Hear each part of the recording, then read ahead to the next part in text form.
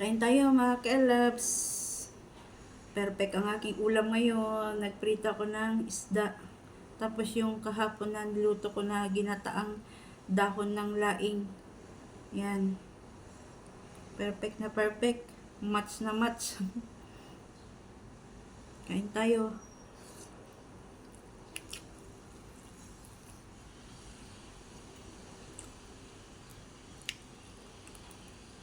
Tigas.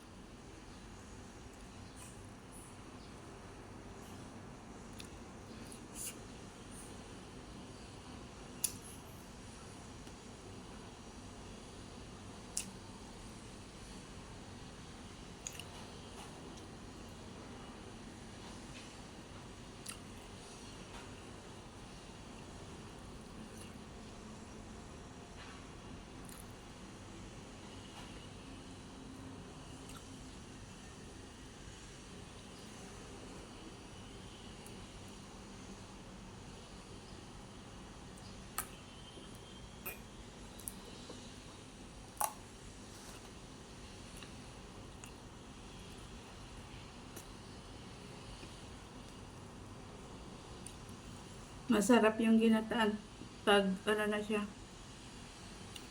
pag overnight, tapos iinit na lang.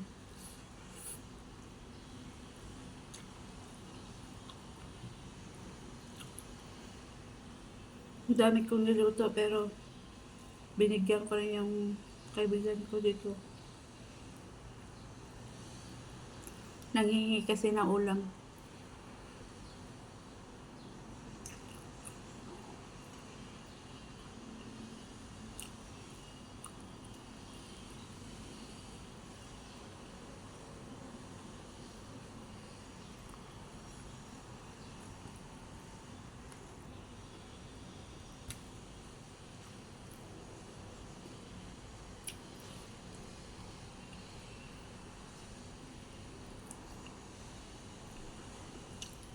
Sa ngayon, dahon na lang muna ng laing.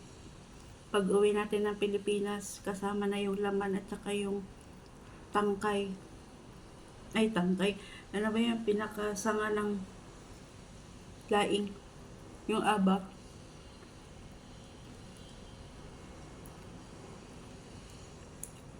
Masarap yun, ginataan. Lalagyan ng tinapa o kaya dilis. Tapos kakain sa ilog. Naku po. Kulang ang isang kalderong malaking kanin.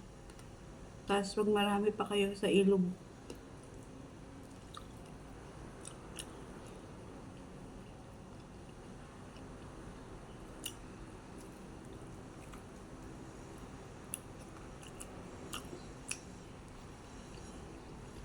Wala na akong kanin. Papaking ko na lang tong ulam.